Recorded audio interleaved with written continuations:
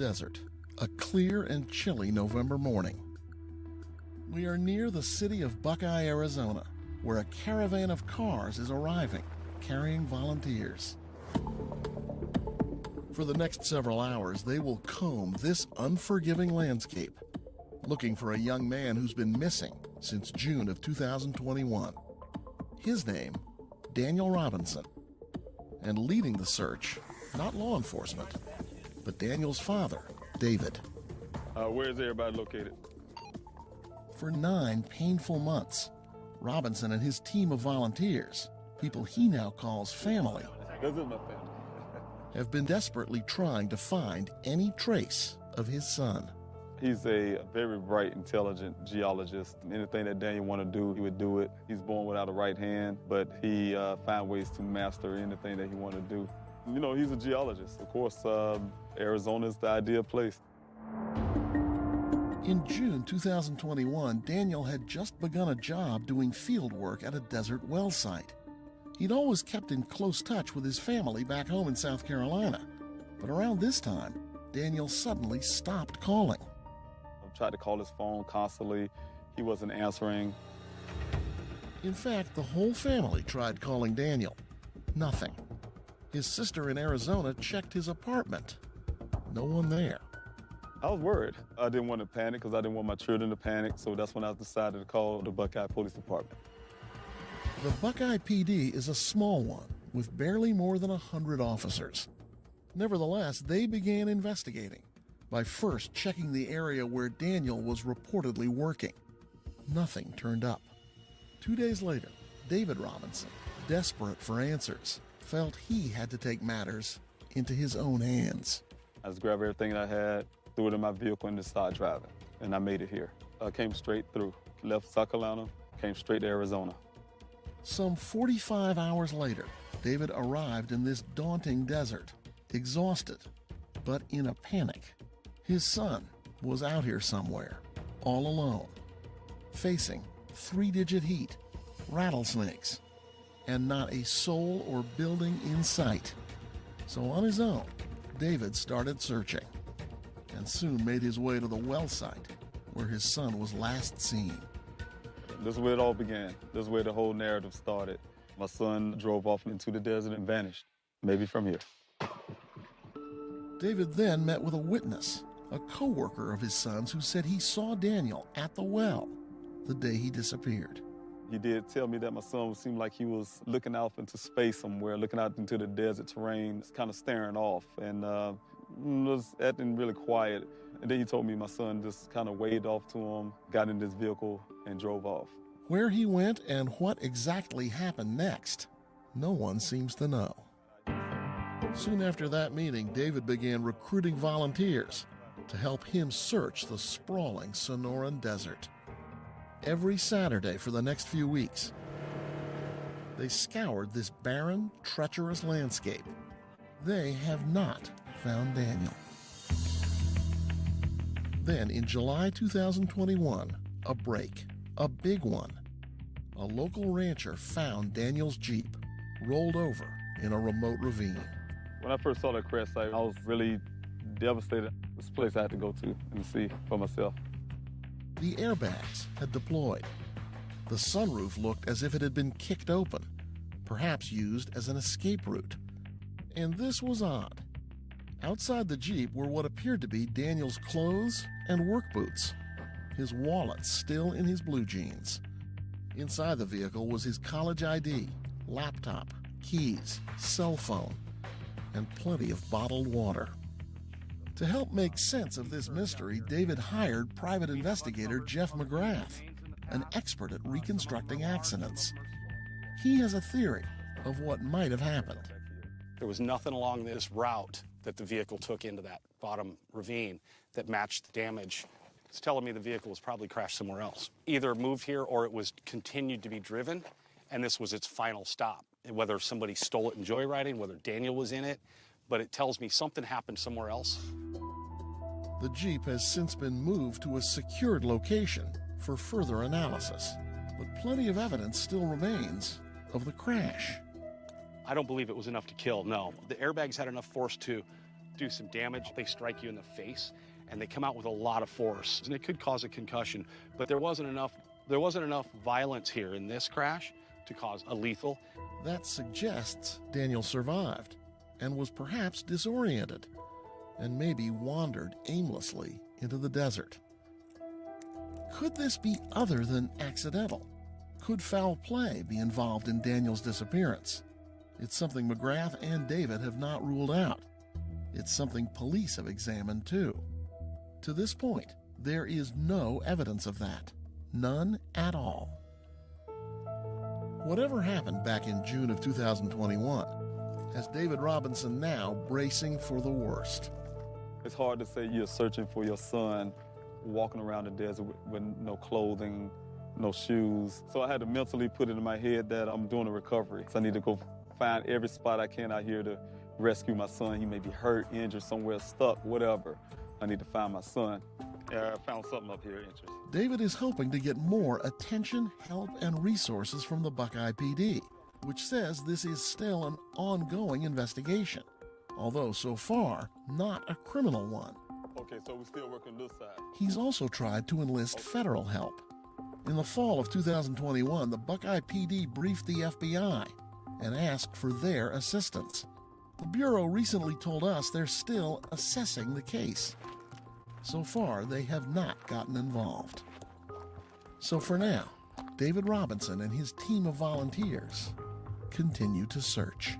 I really have faith that somehow God can bless that he's alive somewhere, and I hope so. I am not stopping. He's my son. He's my responsibility. He's a fighter. He never give up on anything. I definitely won't give up on him.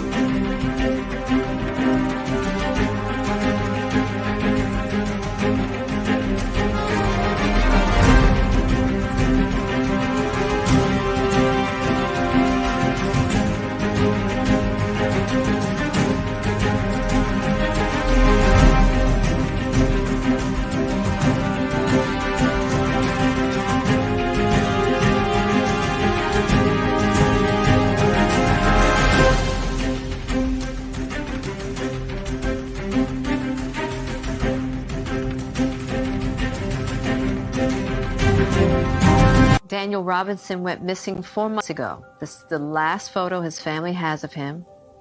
He's a 24-year-old geologist, last seen leaving his job site in Buckeye, Arizona.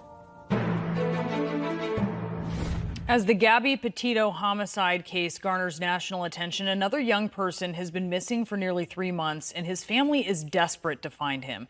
24-year-old Daniel Robinson, a geologist, was last seen on the morning of June 23rd, leaving his work site in the desert of Buckeye, Arizona. David Robinson had only one thought on his mind as he drove the nearly 1,800 miles from his South Carolina home to Phoenix. I had to find my son. And I'm still searching for him. Thank you all for coming to the Q&A Primetime. My name is David Robinson. I'm the father of geologist Daniel Robinson. My son went missing on June the 23rd of 2021 from his job site in the desert of Buckeye, Arizona. Again, I'll be repeating this for you all who know the story. I'm repeating it for those who don't know the story. My son is a geologist. He graduated from the College of Charleston in Charleston, South Carolina. Straight out of college, he decided to move out into Phoenix, Arizona, where he landed his job immediately, working for a company called Matrix New World, also called Matrix Southwest Groundwater here in Phoenix. He was hired on as a field geologist, also called hydrogeologist, where he go check the viability of wells and go to different various well sites to make sure those wells are producing the amount of water, the 100 years of water that every community, most communities here in Arizona is required by law to build that community, have that well to produce that amount of water. Also, he checks the rock settlements that come out of that water to make sure the water is okay. Again, my son was out there on June 23rd after leaving one well site. He was going to another well site. He met a gentleman from a company called Weber. A worker from that company met my son out on Sun Valley Parkway near the Cactus Road junction, and near Cactus Road, north of that at a gate. My son met him at that gate. They both drove into that desert, probably about a mile or so down west, excuse me. And then they proceeded to go north, another almost 2 miles to get to that well site. There at the well site, the worker said that my son, everything from that point rely on this worker's testimony or his account to what happened to my son. He, according to him, he and my son made it to that well site. Within 10 minutes, he did several things. He noticed that my son eyes wasn't dilated, but he said my son was acting strange to him. He also said that after a brief conversation about the weather and my son expressing that he was a little tired, my son decided to wave at him, get in his vehicle, and drive off where he was never seen again. This worker also said that he followed after a while. It's out of two stories to that. He either got called from the job inquiring where Daniel was located, or it was that he decided upon himself to go looking for Daniel. But either way, he decided to go and look for my son to see if he was coming back. He traveled along my son's tracks. He said after the little time of rain on that day. From that time my son was there, it washed away my son's tracks, everybody's tracks on that road. But my son's tracks, his vehicle tracks, was the only one that survived. And he followed those tracks. He made sure he stayed left of those tracks so he wouldn't disturb those tracks, because he felt, he knew the police was going to come looking for Daniel and that this thing would become national. He also made it to a gate. After going south for about a mile, he made it to the T-junction. He also, at that T-junction, he noticed the tracks going out west towards the desert. He followed those tracks out till it got to a gate. He went inside that gate, drove another mile or so, 2 miles to a location where he got out of the vehicle. He went up, walked around. He looked up got up on his hill, looked over the hill to try to see if he can spot my son's location above on a hill site. He also started walking again. He also painted some rocks of red paint so that the officers can know where he saw the tracks lead to. That was the story of this worker that last saw my son. Again, I got that account from him. It wasn't exact words, but that's the paraphrase of his words. And but I do have the wording of this gentleman from the well site. That was on my account when I talked to him personally. But again, after that point, my son, I started my own searches, of course. From that point, almost a month later, my son vehicle showed up here in that picture behind me. He showed up there in a ravine, about almost a little over 3 miles away from that well site, something close to it. Southwest of the well site where my son went missing, was in that 20-foot ravine. It was found by a rancher who was out there chasing his cattle, corralling his cattle, tracking them to the corral. That's just south of this place where this vehicle was found. In that corral, he says his cattle often goes down that corral to make it to that down this ravine to make it down to that corral. And that's the reason why he was there. But on the 19th, the vehicle showed up there. He said it was very clean. He thought it just happened. Him and his workers started yelling out for whoever the vehicle belonged to, because he thought that was, that just happened because it was so clean. He didn't see any dirt on the vehicle. And so he noticed that he started looking at the vehicle, and he noticed that it appeared to be the vehicle that he thought he heard on local news. So he called the Buckeye Police Department, gave them the license plate, and they said, yes, that is the vehicle that they were looking for. He said that the department took about 2 hours or so to show up to the scene. When they came out, there was a little kind of lollygagging around and things like that, but they ultimately had did what they say they did. According to that rancher, yes, they didn't have any helicopter footage, but they did do a lot of droning. They didn't have any cadaver dogs or search dogs, but they had a dog, and it was one dog that came out around 10 o'clock that night. And they took it out for about almost an hour before they brought it back to their vehicles and took it out of there because they say the mountain lions was stalking it, and they had to get the mountain lion get the dog out of there. This rancher expressed how he had to change the razor tire because the one razor that they brought to the scene had a flat tire. He had to change that for them. And also that was also evident because later on I did get footage from the Buckeye Police Department, only drone footage that would kind of back up the rancher's story that there was only a drone out there and that they used one razor, which is outlined on the pictures that they gave me. Of course, when that vehicle was discovered on the 19th by that rancher and the Buckeye Police Department came out to do a so-called search, they did not alert me until almost over 24 hours later. They alerted me the next morning about the vehicle being found that day. And the reason why they felt they didn't want to tell me, according to Detective Biffin, because they felt they didn't want to disturb my sleep. However, they know I was out there for almost a month searching for my son. So, of course I wasn't sleeping. But anyway, they ended up bringing me out to have me come out to the department where they gave me three things. They gave me two maps and one picture. And the detectives was explaining to me this scene right here. He told me that he don't believe, first of all, he showed me the map and showed me where this was located off of Sun Valley Parkway and Cactus Road. He then started explaining his theories, what they believe that had happened. He said your son crashed his vehicle down in that ravine, a 20-foot ravine that don't look like on the picture, but it's a 20 feet deep ravine. And that my son, after rolling and flipping the car, flipped and rolled and twist and turn, and it landed on the side down in the ravine.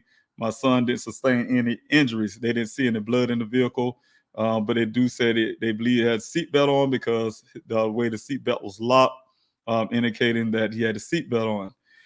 Also, he said that he believed that Daniel had a severe brain injury, a head injury, because that's the reason why his clothing on the ground. He must have kicked his way out the sunroof. He came out of there. The glass was kicked out. He said the glass is on the ground from the sunroof.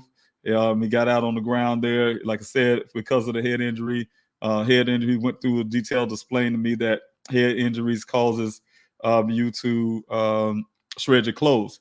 At the time, I found it kind of weird to say that because I had a head injury in Afghanistan, and I have never stripped my clothes off or even wanted to. However, I listened to this officer tell me that's what their theory was. Also, he said that Daniel most likely, because of that, stripping his clothes off, he was feeling like he was hot, and that's what head injuries do. He walked off from the scene. He must have hid up in a tree somewhere where he probably succumbed to his injuries, or that he was taken by some wild animal. Also, later, after he described all of that, he had me to follow. He asked me, did I want to see the vehicle? Of course, I wanted to see it. He told me to follow him.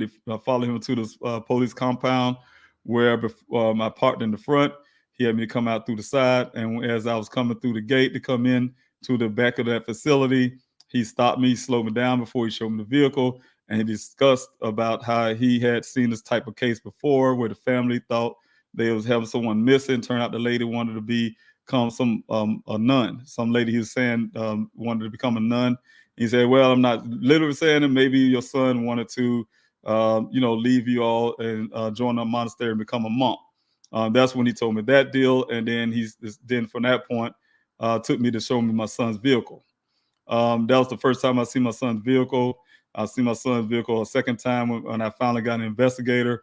But right after seeing my son's vehicle, I was very emotional about it. And after that emotions, I couldn't even touch the vehicle. All that I could do was look. He was trying his best to get me to open the doors. He even took a bag and dumped some stuff out on the seat. He was holding the airbags up, trying to do whatever he can to get me to do it. I told him, hey, I need to get up out of there. It was too much for me to watch, too much for me to see. Then he told me that I wouldn't have to get that vehicle out there that day. If not, there's going to have a tow, and I would have to pay storage fees. I asked him for 3 days because I don't know anything about Arizona. He just finally decided to give me those 3 days. But in the process of time, I was already getting a meeting set up with the chief of police, which I ended up doing the meeting with them guys.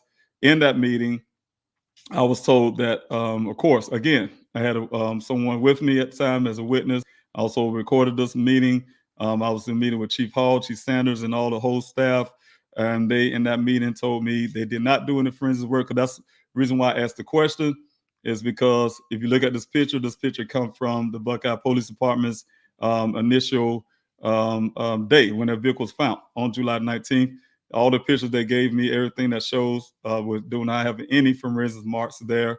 They didn't do any forensic work there. And the reason why they told me that day in our meeting is because they didn't see any blood in that vehicle. I again asked about, okay, well, how you know my son was in that vehicle? How you know he's driving? And the sergeant said that, hey, it's obvious he was driving his vehicle. Smart remarks like that. I then got angry about some pictures because Chief Hall kept saying, oh, we took these pictures, but I'm looking at one picture that they gave me, that's literally one. I demanded those pictures. He said he's going to give them to me, everything they got. I also asked for a report. They told me they can give me the partial report at the beginning, but later on, once they finished, the detective was actually writing the finalizing that report, and they would be finished. And which they did. They finished that report, and they end up giving me that report, the final report. They gave me after that meeting. They not only I had the vehicle, but in that meeting, I also demanded them to do some fingerprinting of my son's vehicle. Because they didn't do any forensic work. I demanded that. They agreed to it to hold that vehicle for me for a few more days to do that fingerprinting, and then I would tow it out of there. But after that meeting, they gave me everything of my son. Everything was in the evidence bags, but it was marked for safekeeping. They told me they didn't have a case. They had no more leads to follow. So I didn't agree with them on that, of course. So I've been fighting for my son's justice. From that point, I decided to get myself on my own private investigator. I ended up getting that private investigator. And with that private investigator, we found more evidence about the case. I turned over everything that he gave me, haven't even touched those bags, opened them. I gave it immediately to that investigator. He the one alerted me that it was a mark for safekeeping. And he explained to me, safekeeping means that they looked at all of us and suspected that my son was going to come back and grab all his things. And so, of course, I disagree with that assessment. And so we just kept forward with our movement on investigation. So in our investigation, like I said, the investigator that I hired on, he found that the vehicle was crashed multiple times. The damage on this vehicle did not match anything on the terrain. It did not do a full rollover, did a partial rollover. And also there's 2 impressions on the windshield, and there also is red transfer paint on the passenger side front panel. That indicates that the vehicle came in contact with something red, whether it's a vehicle pole or whatever it may be. There's nothing red in that desert, and so it didn't match anything that you see out there. That would indicate also he went to the police department when he had to go grab that vehicle, when I had to go sign off for my vehicle after they did the fingerprinting. They signed the paper with the Buckeye Police Department as a transfer of custody. And when I was able to do that, my investigator expressed that the reason why they did it, because my investigator expressed that he's going to take the infotainment system out of there and have it analyzed in California. When they heard that, all of a sudden they didn't want to release the vehicle. They talked to the attorneys. They couldn't hold on to the vehicle. So again, they had me to, because they already released it to me. They can't hold on to it unless I told them they can. But that wasn't going to happen. So they had to release it over to me. They also, at that point, already have given my investigator their black box data, if you want to call it, the information from the computer off the vehicle. And he had that in his possession and everything they had, because like I said, they didn't have a case. They said they lost all their leads and they wasn't investigating any longer. So head all the way to this point here. You guys know most of that story. This is a Q&A for those who don't know my son's story, and it's an opportunity to share and opportunity for you guys to get some of the answers to the questions that you may have. So I'm going to stop at this point for the story. There's a lot more to that story, and you guys, like I said, most of you know, but I want to go down the timeline here and start thanking everybody coming in. Kata, thank you so much for coming on this afternoon, being part of the Q&A. Donna Duck, thank you for coming on again. I really appreciate it. Saying thank you so much for you coming in. Yes, I have been on the Kendall Ray show. Very great people. Her and her husband has been really kind. They gave me a lot of time to speak and do. So I hope you guys get to tune in on that and watch that episode. And I really thank you. Thank both of them for their help in this in my fight for my son. So also thank you, Shannon, for being here. Tub 83, thank you for being here. Sue, thank you for being here. Tanya, thank you for your prayers. I really appreciate you. Thank you for being here. Also, Rachel, thank you for being here this afternoon for the Q&A. You guys coming, some of you coming from this morning and coming this afternoon. I will be trying to make sure at this point, probably do the quick Q&As on Monday, Wednesdays, and Friday. And Wednesday would be both morning and prime. For those in the East Coast, those don't have opportunity to watch. Watch the Q&As in the morning. So try to do it again while I'm talking here. If you guys can, please hit that like, share, subscribe button. That would help with the algorithms. And I really appreciate if you can do that, because that definitely get this channel out a lot farther. So if you please hit the like, share, and subscribe. If you're new, please do that. And like I said, that help me get a lot farther out there. So thank you for being here. Thank you, Katie, for being here. I appreciate you too. Thank you, Ellen, for being here this afternoon. Thank you, Tanya, for being here. God bless you too. Thank you so much for those great words, and I really appreciate it. I'm really asking in Jesus' name to bless. Thank you also for putting that up. Thank you, Jitterbug, for being here. Again, thank you, Super Cooper, for being here. If you guys have any questions, please put the word question there in the comment section, followed by your question, or the letter Q, a capital letter Q, or a big question mark, a red question mark. That'll help me see your comments as I'm coming down, your questions as I'm coming down the comment line. Thank you, Mar, for being here. See you next Saturday. Thank you so much for coming out. Yes, I would love to see you out there, and thank you for your help. I need all the help I can get, so God bless you for that. Thank you, Jennifer, for being here. Well, thank you so much. That's what any father would do, and thank you, Jennifer, for recognizing that. That's what any father would do, and I really appreciate you and your support here on Facebook. So God bless you for that. Jennifer, thank you for being here. Also, hello to you, and thank you for thank you so much for joining in. Also, I have Jazz. Thank you for being here this afternoon, sending love and strength. I really appreciate that. Tub 83, thank you so much again for being here. JM McGee, thank you so much for being here. All right, I really appreciate that. Let's see if I have anybody. Leanne Short, thank you, Leanne, for being here. Thank you so much, you and your husband, for being doing all the work that you do out there in the searches, and all the time that you put in, and all the hard effort. I really appreciate you very much for all that you do. So God bless you, and thank you. I really appreciate it. If you guys hit that like, share, and subscribe button. Thank you, Gwen, for being here this afternoon. Like, share, and subscribe. I really appreciate that. God bless you.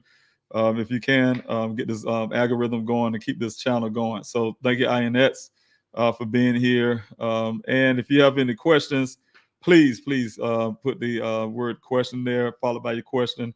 That would help me as I'm coming down the comment section. Let's see who else I got here. Don, thank you, Don, for being here. I usually see you in the mornings. Oh, yes, that's right. Yeah, I haven't seen you in the mornings, but thank you so much. Well, thank you for being here on the prime time. That's the reason why, Don, I decided to do some prime time too.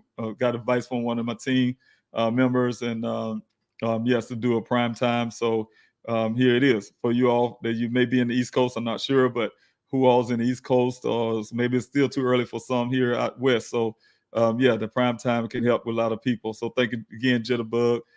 This is how you can help. Thank you, Gwen, for putting that up. Please donate, sign the petition. You can go to pleasehelpfinddaniel.com. You can get all the information about that. I do want to mention, like a stroll on the bottom of the screen there. That is behind me is the tip line. The tip line is on the bottom, strolling down the bottom. If you guys know anything, heard anything, seen anything, please say something.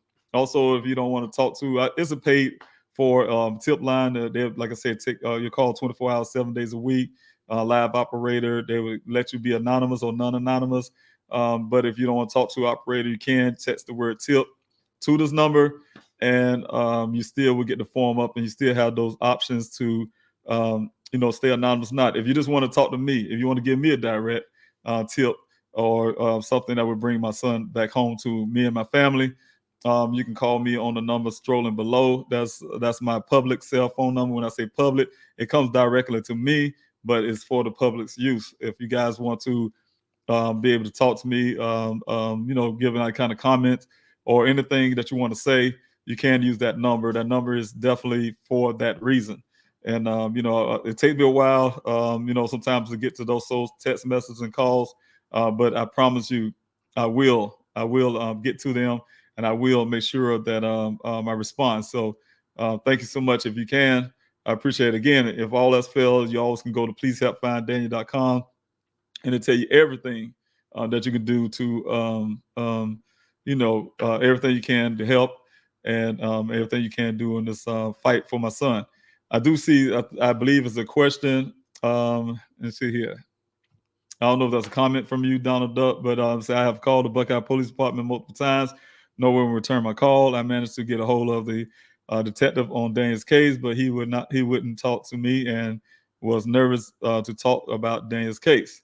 Well, I can expect that he don't talk to me either. Only time I hear for those departments, they need something or things like that. Now I do see every once in a while email or something like that, but as a direct call, I found out they was more busy talking to one of the volunteers being to talk to me. You know what I'm saying? And here I am, the father.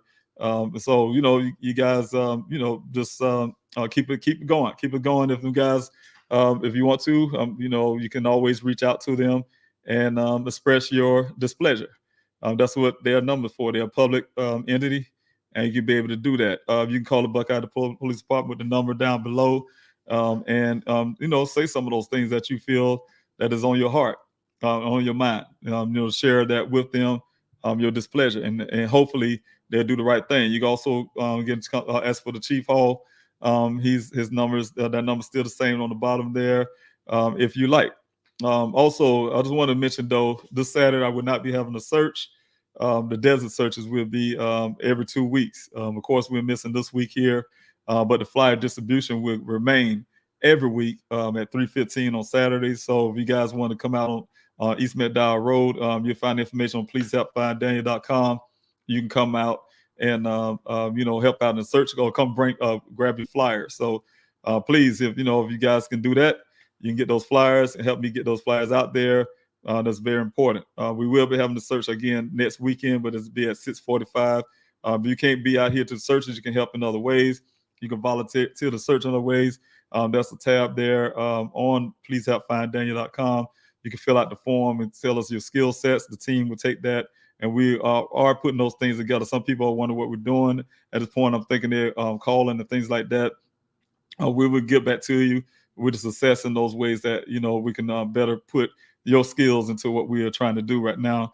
Of course, again, that I'm trying to get this the Daniel Robinson Foundation up and up and running. So once I get that done, a lot of those things will come into play also. But right now, as it stands, yes, thank you so much for helping it everywhere you can. I really thank you for your support. So thank you. All right, I have also here to Please Help Find Daniel. Call on the bottom of the screen again. Then you can go to that website and find everything you need.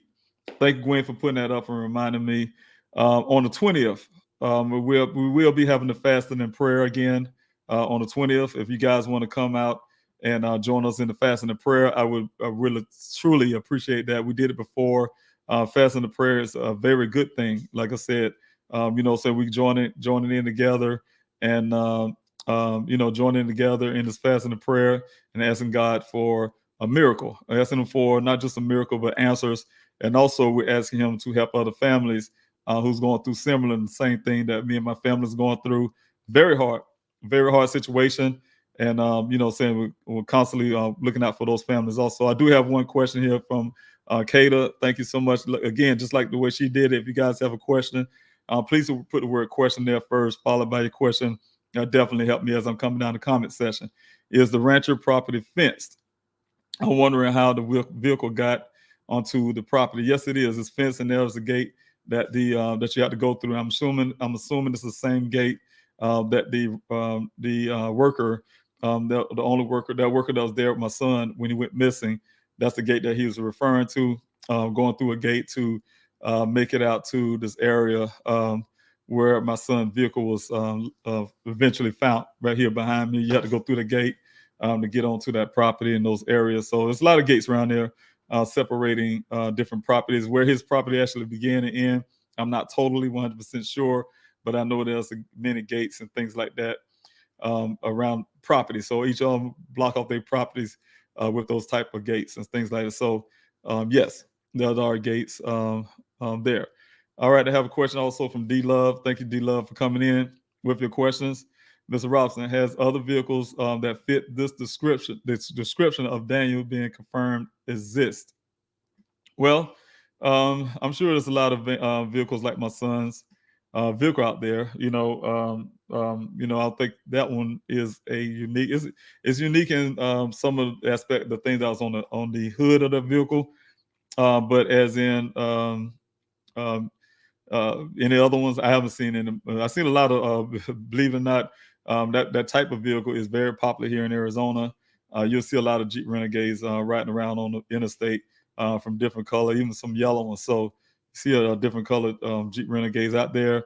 But I do have a story where there was 2 days before my son's vehicle was found here. There was a vehicle that fit that description on the side of the road. That so happened and got towed before I got there. To this date, Buckeye wouldn't tell me who towed it away, but it showed up. This vehicle showed up 2 days after that point out there in the desert. So, that is something that's only time I've seen anything that was similar to my son's vehicle being found. Thank you again, Sue, for being here.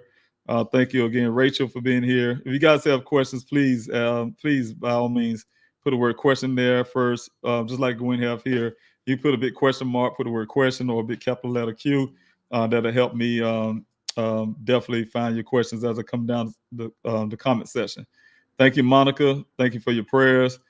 Thank you for coming out. I really appreciate your time coming in from Facebook and taking your time to be here in this Q&A with me. Thank you, Lori, for coming in and spending your time here in the Q&A. I believe I said it before, but thank you again, Super Cooper, for being here in the Q&A, and thank everybody who's been here. I see some new names I'm looking at now. Thank you, Jocelyn, for coming in, and it's lucky you. I don't know what the flag is, but I'm assuming it's a different flag outside the United States, but I'm not sure. But thank you so much for being here and being a part of this Q&A. And thank you for your support coming in here from Facebook. So I really appreciate it that you're here. Thank you. Thank you for your support. God bless you for that. And I'm grateful. Thank you, Tina, for being here, coming off of Facebook. And everybody else. Let's see who else I got here. If you guys have any questions, please put the word question there first, followed by your question, and I will get it. Again, my name is David Robinson. For those who just coming in, I'm the father of geologist Daniel Robinson, who went missing in Buckeye, Arizona. He was missing on June the 23rd, like I said, from his work site. At his work site, he was with one other worker from a different company called Weber. And this whole narrative about how my son went missing started from his testimony. And his testimony to this day is the only thing we can go by. What happened that day when he vanished from everybody. And to this day, his almost on the 19th of July, almost 30 days later, my son's vehicle right there, that Jeep Renegade, showed up in a ravine a little over 3 miles away from that well site where he went missing. So I'm out here since June 26th searching for my son. I started my searches before this well site, before this vehicle showed up, and I've been expanding my search after it showed up. So we did over 20,000 acres of searches. Of land out there in the desert after the vehicle been found. So what was done before, I don't have any real count on that yet, good count on it, but we did put a significant dent in that area out there, and there's still more to search. So anytime you guys can come out and help, I really appreciate that. Also, thank you, S. Modern, for being here. I see everybody knows Buckeye is a white supremacist area. Hateful people live there. There are also some good ones there. When I say good ones, I'm assuming because, well, I do know there's some good people that live out there because they come out to the searches and they come help. So we do have a lot of people from Buckeye that do come out and join the searches and really help to try to locate Daniel. But yes, you're right.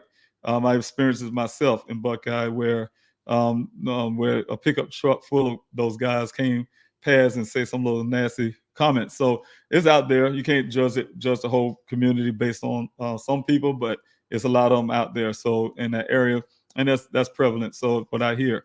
Hopefully people can change their ways. But thank you, S. Modern, for being here. I do have a question from D. Love. Question here is, Mr. Robinson, did the Buckeye Police Department ever come out and just ask what do you think happened to Daniel or where you think he would go? No, not really.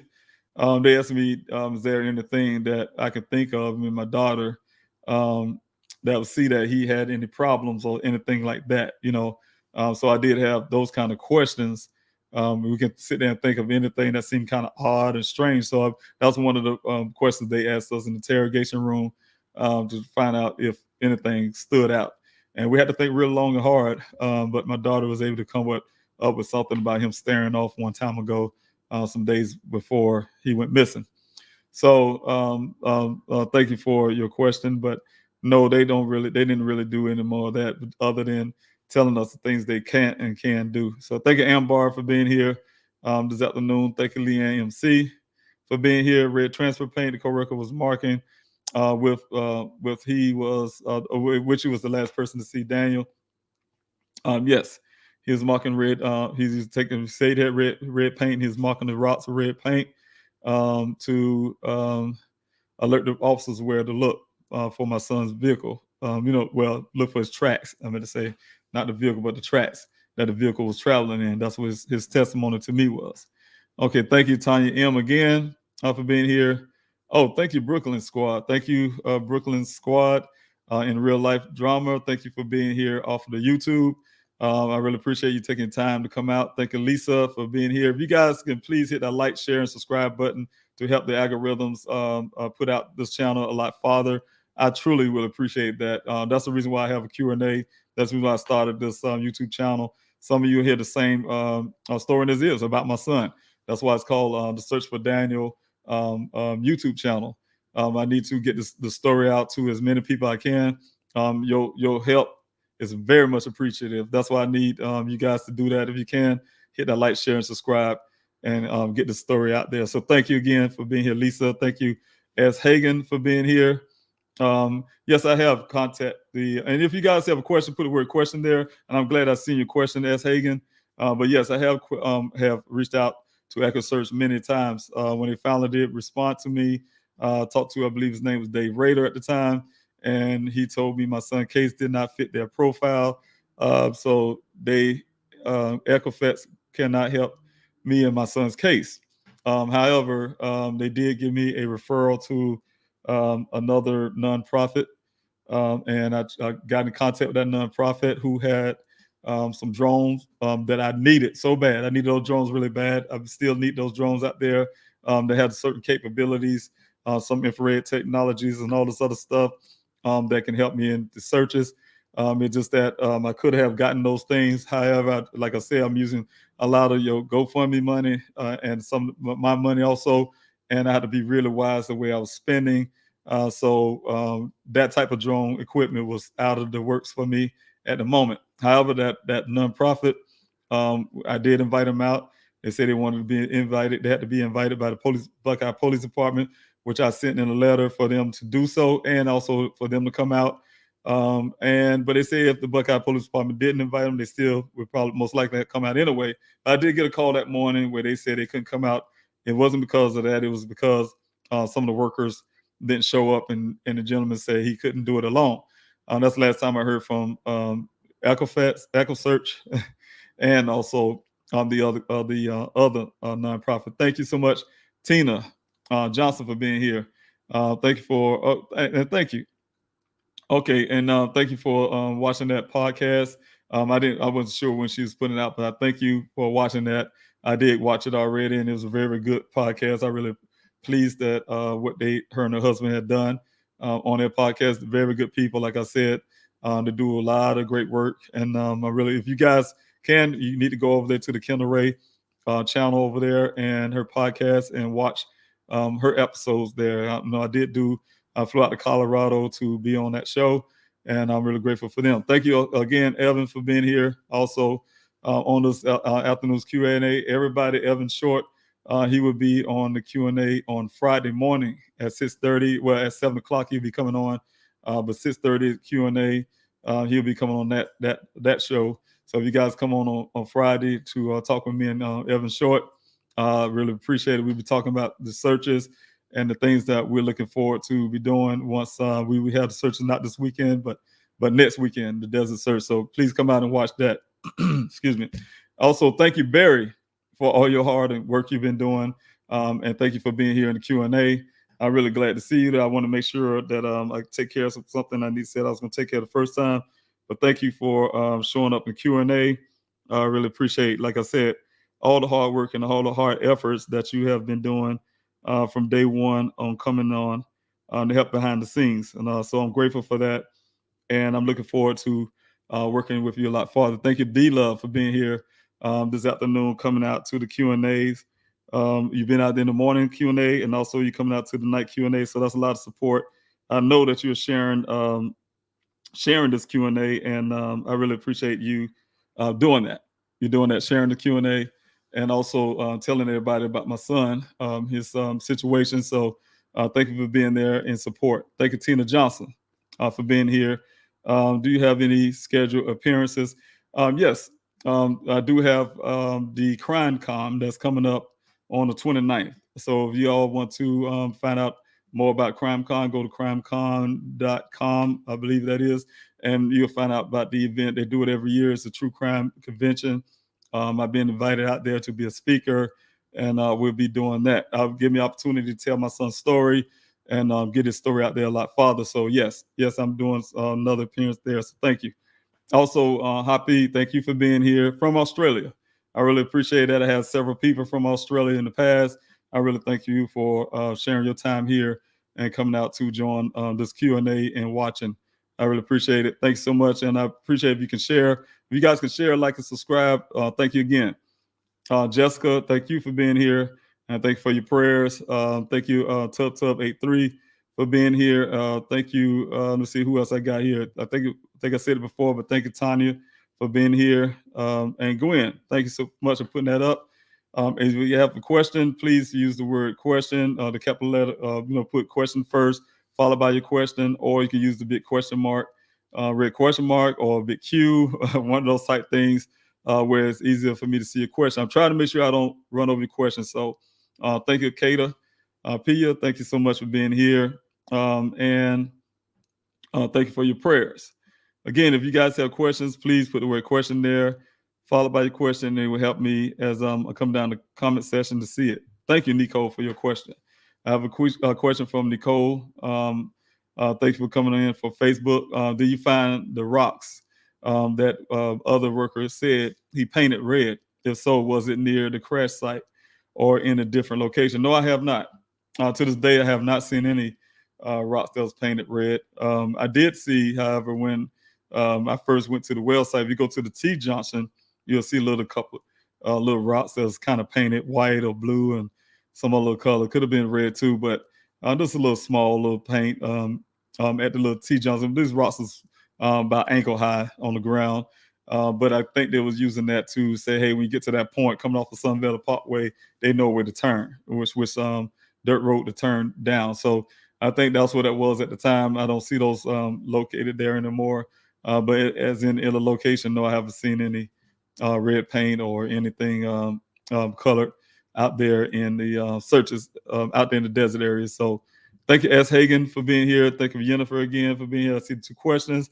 How deep of an investigation interview with the coworker that seen my son last? And that's the thing. From this point on, the whole thing I heard from my investigator who just questioned this guy. Of course, he can't do but so much. He's an investigator, my former investigator. He couldn't do much as just being a private entity himself, being a private investigator. He don't have an arresting power, so he can't go interrogate anybody. However, I have yet to hear the Buckeye Police Department ever brought that guy in for questioning. Or the only thing they ever did is went and called this guy and asked him questions, and whatever he said, they put in their report. So I don't see anything being vetted about his story. I have took you guys down a long drive when I'm out there in the desert. I did a live. That live did get downloaded, but I wish you guys would have saw that. I would do it again and take you on that trip from the story that I was given from that rancher. I mean, I'm sorry, not from the rancher, from the guy at the well site, the worker. You guys, if you follow me on that, then you'll be really surprised just to even look at the story, and then it'll make you ask some more questions. Thank you again, Gwen, for putting that up. Like, share, and subscribe. So don't forget to do that, you all. I keep praying, pitching that over and over again because it's very much needed. Thank you also, Tanya, for being here from Naples, Florida. I wish I can be in Naples, Florida with my son and hanging out in Florida. Florida is my favorite state. I like to be there right now. I love water. I love the ocean. That's a love place for me. Thank you, Brooklyn Michelle, for being here. Good evening. And everyone, thank you so much for being here again. Thank you for joining in on the Q&A. Also, the tip line is behind me. Thank you, Gwen, for putting that up. If you guys have a tip and know something, heard something, say something. Thanks so much. Thanks for praying from North Carolina. Janelle, thank you so much for being here from Facebook. Also, Carolyn, thank you for being here from Facebook. Hello to you and much love to you also. Thanks for sharing your time here. All right, I have Michelle. Also, thank you for being here. And how plausible is it that he was a victim of human trafficking? It's very much plausible. Anything out there in that desert, that is a traffic area for all kinds of things, drugs and human trafficking. So it's in that corridor. A lot of the Western states have those type corridors and corridors from things like that happen. We're running through those deserts.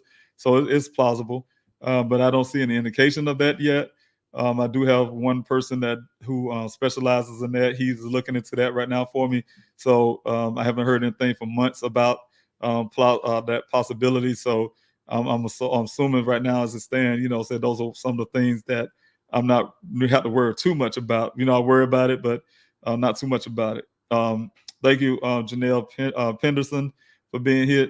Thank you for your donations, and I really appreciate that. You're doing that. Your donations help me to remain here, help these banners, help with the searches, help, in all kind of ways. Hopefully in the future, getting this forensics work done that wasn't done on the scene. Like I tell you before, this is a picture from the Buckeye Police Department, and you don't see any forensic markers there because there was no forensics work done on anything. Everything on that ground that my son was wearing on his body wasn't checked forensically. The safety vest wasn't checked forensically. His socks, shoes, his boots or whatever wasn't checked. The vehicle itself wasn't checked until I asked them to do fingerprinting, which they ended up doing. And I still haven't got any answers from that. But the fibers to his work computer, to his phone, all that stuff wasn't checked. So those are things I have to do myself, and doing it myself, of course, and very expensive. So thank you for that. All right, for the donation. Thank you, D Love, for being here. I really appreciate you coming out. Thank you also, Monica, again, for being here, and thank you for your question. Have you talked to Chris lately? I'm not sure who is Chris. It's slipping my mind if it's somebody I should be talking to, but no, I don't know a Chris. far as I know. So thank you so much for the question. If you could clarify who that Chris is, then I can say yes or no. All right, I got Tina Johnson here. Thank you so much for being here. How long was Daniel in Arizona? Daniel was in Arizona almost 3 years, working for Matrix Southwest Groundwater, also known as Matrix New World. So, yeah, he's been here almost 3 years before he went missing. And you know, he enjoyed this place. He loved hiking. He's a geologist. Arizona be the ideal place for a geologist. You know, if you look at the terrain, especially places like Sedona and some of these other beautiful places that he talked about. He's saying something about Sedona the most, but there's a lot of other areas. So yeah, he loved Arizona. But he's been there roughly that length of time. Thank you for your question. Jim McGee, thank you for being here. And thank you for your connections. Thank you for sharing. And that's the whole name of this key. If you guys can share, like, subscribe, that would definitely help. So I appreciate it. Thank you, Mar, for being here this afternoon. Thank you, Sarah, for being here. Sending love from Wisconsin. Oh, way across the other side of the United States. Thank you so much for being here on this off the YouTube, off the Facebook channel.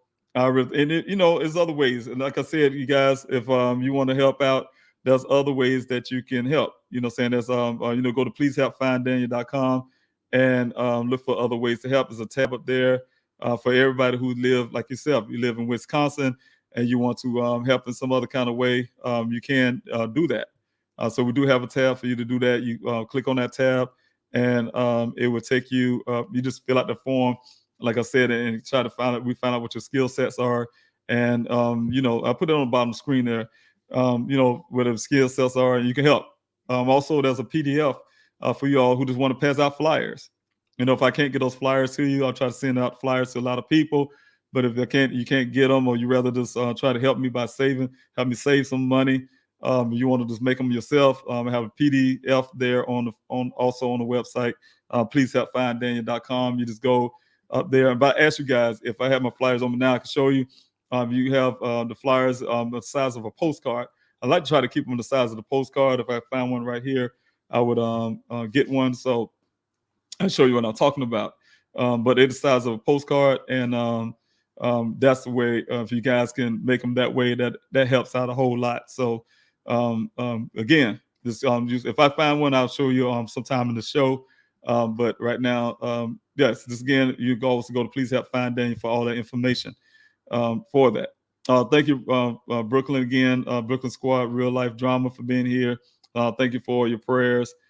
Thank you, Sarah, for being here. Oh, thank you. I really appreciate you for following, and also for checking on the status. Yes, because I'm still out here looking for Daniel, and I really appreciate you, you know, being a part of that, part of the family. So thanks so much. S. Modern, thank you for being here. I really appreciate you coming out. Thank you, Lolo, for being here. Thank you for your prayers. Thank you, D-Love, again. Thank you, Rachel. I really appreciate you all coming in. Thank you, Francis Rice, for being here. Thank you for your constant prayers. I really appreciate that. Also, let me see who else I got here. Let's see, Michelle. I think that's a question there. I see all the question marks. And if I miss your question somehow, please forgive me. But I do see one above that I need to get to. Is Sarah. I will come to you next. Michelle, thank you for your question. How possible is it that Daniel was a victim of human? Okay, I think I had that question already, but yes, it is possible of anything. So I'm looking into any and everything. I'm not just concentrated against popular beliefs. You know, you have one guy out there spreading word that I don't have. I have my eyes. I'm digging my heels into one theory, and that is it. If that was the case, I would not have searched the monastery that's close by. I wouldn't be having a desert search. I wouldn't be having a city search. You know, distribution. I wouldn't be bothering about a lot of things if I had one-sided thought about what happened to my son. I have my suspicion. I have my own theories. I have my own theories based on all the things I do know. Yes, I suspect foul play, and there's no secret about that. But I'm also hoping for the best for my son, and look for all the evidence there is to say that's the case. So I'm looking at every angle of everything. So human trafficking is not out of my purview, out of my vision to see and try to find out what happened to my son. Okay, I also thank you, Sarah, for your question. Are you working with any podcasts Crime Junkie podcast, Going West, or prosecutors in Virginia, I believe that is. Only person I do is certain people like John Q and Gisela K from Grizzly True Crime. Those are podcasts, of course. Kendall Ray, she had me on the show. They do some things, but Crime Con is the big event I'll be going to. So anybody, podcasts, YouTube channels that would like to help, to spread the word and things like that. Some of them, even go as far as trying to come up with answers and things like that. So I'm always grateful for those, those channels and podcasts and things like that. Everybody who can help. So thank you for your question. Also, hope I didn't miss anybody, but Janelle Penderson, thank you for being here from Facebook and sharing your time here. Thank you, She Rose Nation. Thank you for being out again out here. Thank you, Sarah. I believe I said some of these names again, but thank you again for being here. Also, Carolyn, you have a question here, and I really appreciate your question. Have you contacted Internal Affairs or the State Attorney General? I reached out for the State Attorney General, but not the Internal Affairs. Not yet. I'll just put it that way, not yet. Trying some other options first, but no, I have not done that yet. But Attorney General, I did put in a request for the Attorney General's office. I did have at one point communication that would suggest that they will be contacting me. I've been waiting on that. Haven't got that contact yet, but you know what? We'll see what happens. Thank you, 12-Step Woman, again for putting that up there. Please share, like, and subscribe. And I need you guys to do that if you can. That'll help out a whole lot. So again, like Monica said here, thank you for saying that. Can everybody share publicly? It's free. It is free. I heard thank you for that. It is. Word of mouth is everything. You guys can just share the story, talk about it, put it on your social media, like, share, and subscribe here. If you want to get those flyers, pass them out. That has helped me because, the way I see it, if my son is out there somehow, if somebody just knows something, what happened to my son, they may be in Florida or maybe in Alabama, maybe in Germany or something. I don't know. This somebody may have heard something and they just forgot. And if you guys putting it out there, they hear the story again, say, wait a minute, it probably jot their memory and they can hit that tip line that's sitting here behind me. Like I said, a tip line is 7 days a week, 24 hours, 7 days a week, live operator. And also you can stay anonymous or non-anonymous. If you don't want to talk to anybody, you can text the word tip. So maybe they can see that and know and hear all this information and follow suit. And then I can have the answers I'm looking for. I have a question here from Sarah again. Do you believe in the initial testimony? No, I do not. I have my suspicions. The reason why I don't really believe, if you're talking about the worker that last saw my son, the only person that saw my son that day off of Sunvalley Parkway and said my son just vanished. For me to believe that, I won't be able to. First of all, it's reasons why, because I heard too many different versions of his story. I heard two different versions from two different cops at first, which they versions was very close with each other.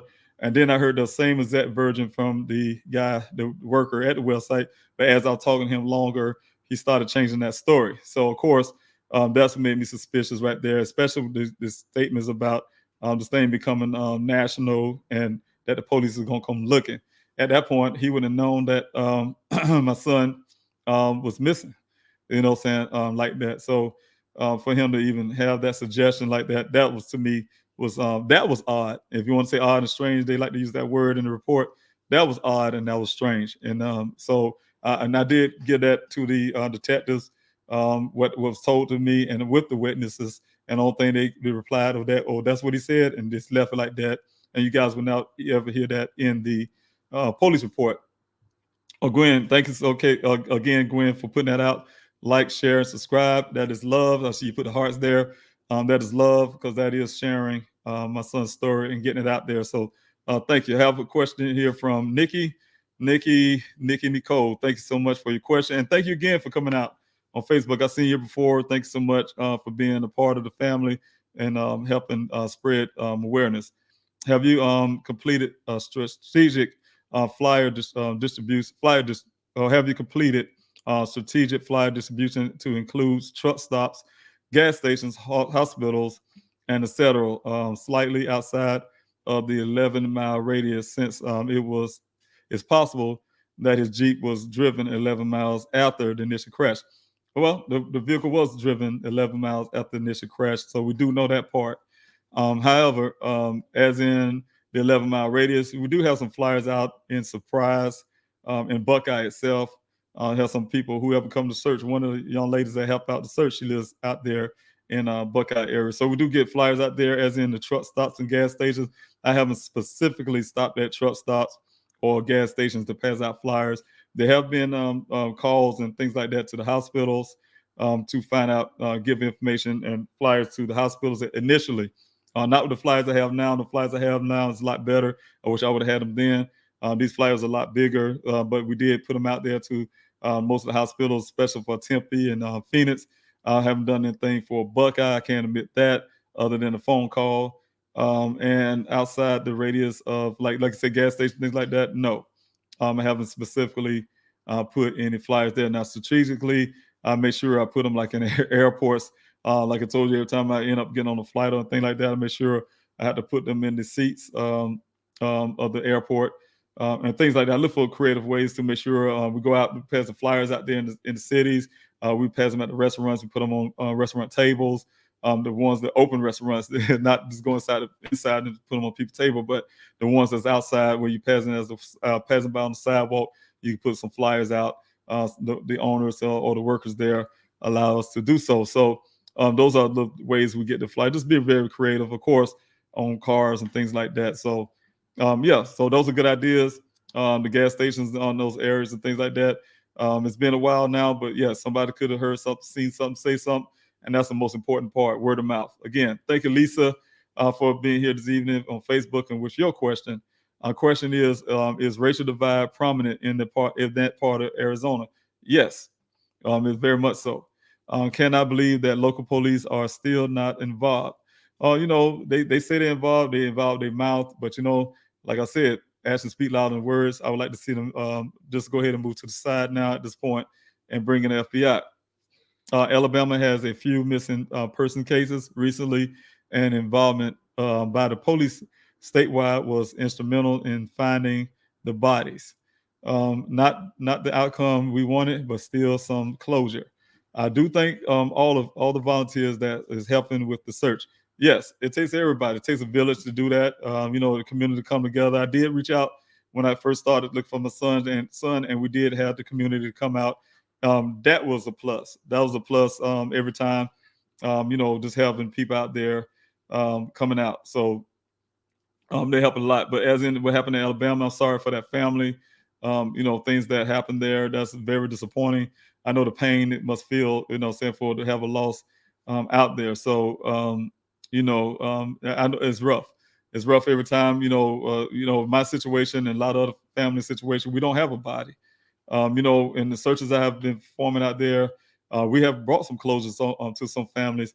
We did find human remains out there to bring some form of closures to those families. So, it's very hurtful, I'm sure, just to see that happen to your loved one. It's also hurtful when you just don't have answers. So, thank you for your question, Lisa, and thank you again for coming out to the Q&A from Facebook. I really appreciate you coming again. We have a question from S. Hagan. Mr. Robinson, did the Jeep have GPS to track where the Jeep has been before it was found in the desert? Yes, it does. It has a Uconnect. But like I told you all, if the ones who's here this morning, the first thing your family asks is, of course, we use our cell phone a lot. We ask for the cell phone data. Hey, look, we need cell phone pings. We know there's such thing as cell phone pings. We didn't know where my son was located. The phone was just ringing almost a full day before it finally went dead. We didn't know. Everything we asked for, they somehow conveniently can't do. Can't get GPS, can't get the coordinates from a ping, cell phone ping, can't get no pictures of the vehicle or video footage, or even a picture from all these major intersections with all these cameras. My son, they never had one for just only a month prior when he was going to see his sister. Also, we couldn't get any, like I said, the GPS tracking from the phone or his vehicle. His Jeep has a thing called Uconnect. It's not an OnStar, but it's like OnStar. It's called Uconnect. and they somehow say, first they say, oh, we couldn't get anything from it, because then the second thing they say, okay, we did contact Jeep and we did get something from it, but it's all zeros. And then Jeep said, because the only way that happens, I mean, I'm sorry, not Jeep, Uconnect, when they call Uconnect. Uconnect said the only reason that happens if the battery is being disconnected or something like that. So at that time, I wondered why the battery was being disconnected. That to me was an indication of foul play or something else going on. But they didn't see that way. So anything we asked for at the time, that department conveniently they cannot get. So thank you for your question, and thank you again for coming in on YouTube. I do have a question. Oh, question just answered. Okay, thank you for that, Lisa, for coming back on again. Thank you, 12-Step Woman, for being here. Thank you, Jenny. Thank you for being here. Oh yeah, it's very hard at times, but thank you so much. I really appreciate for your prayers, and I am going to keep the faith. Thank you. I really appreciate that. Sarah, thank you for your question again. Can you talk about your thoughts on what you think happened? Well, I can give you, I can't, well, based on some investigation, I do have a big indication, but you know what? I can just only say it simply as I think some foul play was there. But I can tell you what I think didn't happen from my standpoint. I do not believe my son masterminded this right here. He decided to wreck his car, plant his sock over there near the well site, take all his clothes off, didn't take any water with him. He used his superhuman strength and he kicked out the out the sunroof. And mind you, the Buckeye Police Department told me he kicked the glass. The glass on the ground came from the sunroof. No, that sunroof don't even have a glass. It have a panel. But somehow he kicked that panel out and got out the vehicle. And like I said, I don't believe he shredded his clothes. I don't believe he did all of that to join a monastery, become a monk, because he wanted so bad to be away from family.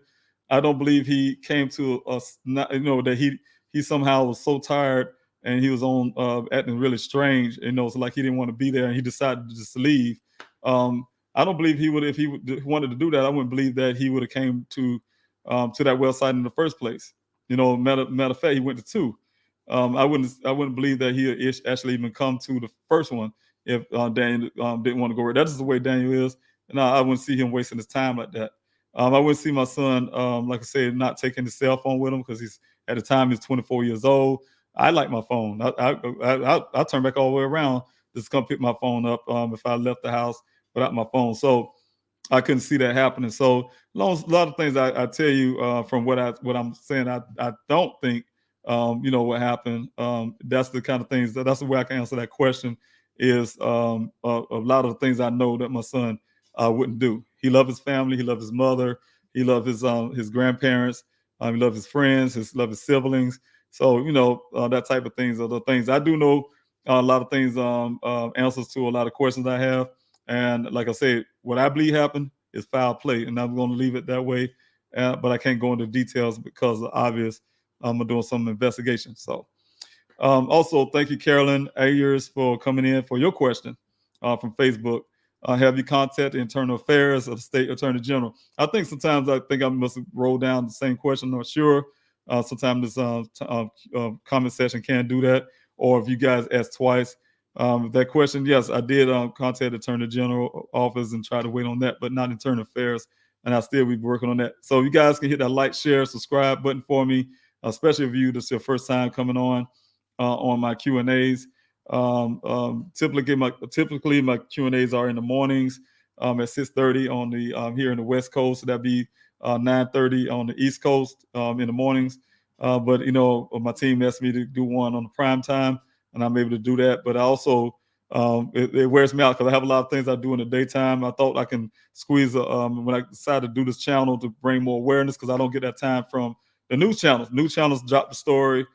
These shows drop the story, and you cannot let that happen. If you have a loved one missing, God forbid you ever do, you got to keep your person's story alive. You have to do it yourself if you have to. So the only way I was able to try to get some time to be able to do that is squeeze my little time that I know I have in the mornings. By the time I go to bed really late, I get up within an hour, 2 hours sleep or whatever I do at that time. I do notice I end up staying up in a little media time. So, hey, let's squeeze a Q&A and bring some awareness to my son's case in his time. But like I said, sometimes it can be overwhelming just doing it every morning. So I'm taking another advice from one of the team members who decided that maybe I should just do it on a few days a week, which will be Monday, Wednesday, and Friday. I'm gonna try to stick to that, and then do the prime time like I'm doing tonight, only on Wednesdays, Mondays and Wednesdays. So, and the good part is I usually have my meetings with my team coordinator for the searches on Wednesday at 7. So that give me a little 30 more minutes right there from this point, and to get off of here. So everything worked out together. So thank you guys for being here. Thank you, Tanya, for being here. I really appreciate that. You coming in here on the Q&A. Thank you, Sue, for your question. Can you please post your direct pay account, not PayPal, but the one that goes directly to you? I won't be able to do that. I can say I do have a Cash App. If you want to use the Cash App, or if you want to use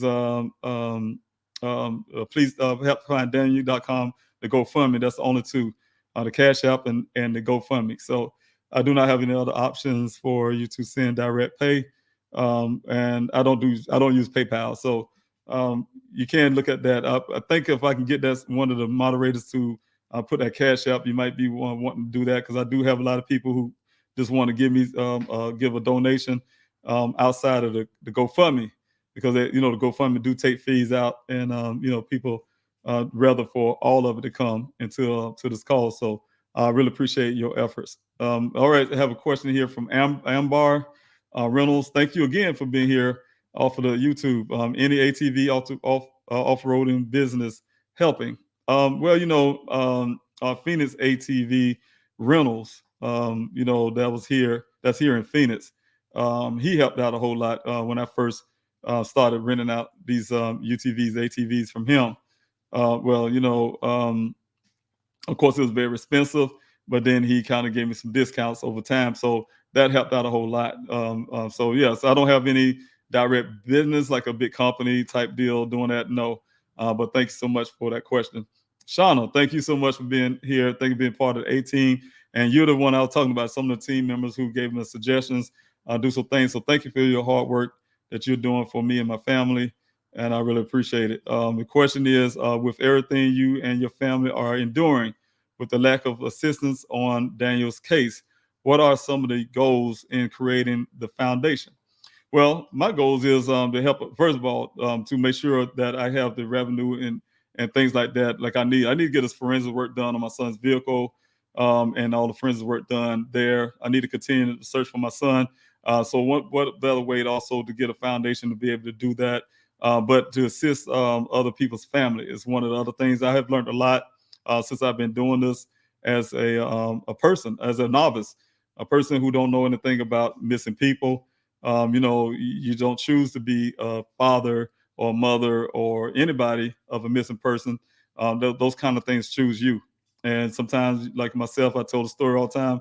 You wake up one day retired, and you are here in the desert searching for your son. So it happens in life. So, to help other families, I try to take everything I learned and hopefully be able to translate that over to help another family. So those goals is also to make sure that I can also help assist other families along the way. But like I say, my main concern, my main priority right now is my son, and to find out his location.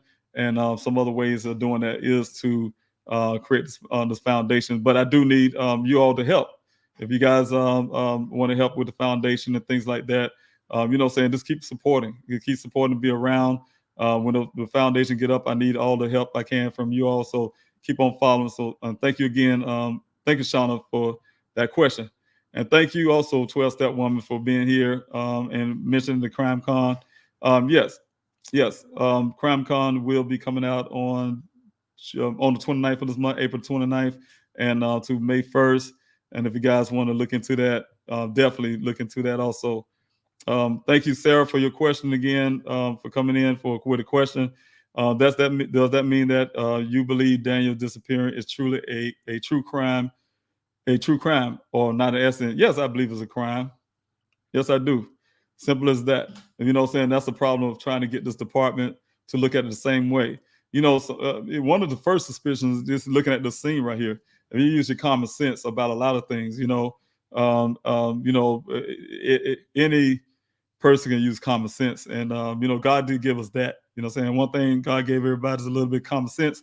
And if you want to use it, you can use it. So just looking at certain things, this common sense. For instance, if you see one of the things that would be highly suspected to me, seeing his clothing on the ground like that after a crash, and you say you double talking. You see first of all, you see the two impressions on the windshield that look like somebody's beating it. You say with double tongue, he didn't get hurt at all. We didn't see any blood in the vehicle. But at the same time, say he had a severe brain injury, a head injury, and he kicked his way out of the sunroof. But then because of that, the head injury made you shred your clothes off because you think you're hot. Because if I'm thinking I'm hot, I'm taking his clothes off fast and I'm just throwing them all over the place. I'm not going to put it in the pile, first of all. The other part is, let's say he got all his clothes off and put it in this pile. Why he took his underwear off and his socks off? Because they say, well, he may have some change of clothes. We have no indication of change of clothes. Nobody would take all his socks and underwear off just to change. If I had some pair of jeans on, I need to put some shorts on, and I was hot getting out my vehicle, and I had a pair of jeans, a pair of shorts on, shorts in the vehicle, and I want to put those on and take these hot behind pants off because it's hot in the desert, because it's 118, almost 120 degrees. I'm not taking my underwear off to do that. I ain't taking my socks off to do that. So you take the pants off, may take the shirt off, and you just put the shorts on, and another shirt if it's long sleeve or something. So some of those things are this common sense stuff, and also the fact of the rancher story. I look at those. I look at everything what the rancher said. He said it wasn't there 2 to 3 days prior. He made a good argument. If you look at the ravine, and if this rain happened the way that this guy at the well site, this worker at the well site said it happened. He's saying the way he make it sound, it washed away all the tracks except for your son's tracks somehow magically, right? That's one thing. That's an indication there's something wrong with that story. But let's say, just some weird way that water's coming down that ravine. This ravine actually goes north to south, and it goes downhill. That's a downhill angle there. Water will be rushing down there and going down to what it does is dump off into this Wagner Wash, Hot River area. And also go down towards where that corral is, like I tell you, those cattle go. And the water would have been flowing through. The water flows through that ravine there. That's why it's shaped that way. Water goes down the crevice, a lot of water, if it's raining so hard, right? Just like you said, common sense would tell you, if that was the case, why there's no buildup of debris and rocks and dirt on the side of the vehicle, like a water level, like a ring in a tub in a sense, why is that not on the back, top end of that vehicle? So all that story just don't match. You're just not looking for those answers. Those detectives, so-called detectives, wasn't even looking for those answers. So it's common sense to tell me that certain things, just looking at the vehicle itself, the transfer paint, that's common sense. The damage not matching the terrain, that's common sense. The 4 to 6 initial cycles after the vehicle crashed have been cranked up 40 some times to 11 additional miles on the vehicle after being crashed the first time. All the airbags deployed, all that kind of stuff, would suggest things like that. So, yeah, that would be my thing. Okay, to ask a question, please put the word question there first, followed by your question or big question mark or big Q or something like that. That would help me as I'm coming down to find your question. I do have a question from D Love.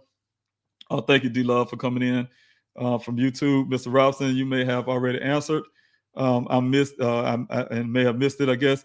Does the red paint on Daniel's Jeep match the paint on the rocks? I haven't found any red paint around. That's going by the man's story. That's what he said he did. To this date, I have never seen any red paint on rocks or anything like that. So wherever he was doing those at, I do not know. But I haven't seen anything. So, and then if it was some on the rock, unless he threw it at the vehicle and hit the vehicle with the red rock with paint on it, it wouldn't be able to get that high on the ground to put a mark on the side of his vehicle like that. So thank you for that question. So anybody else have any more questions, please put it up there. Don't forget to hit that like, share, and subscribe button there. I really appreciate it if you guys can. Thank you again, everybody, for being on. I do have a question again from Sarah. How likely Dane's case is DNA evidence connected?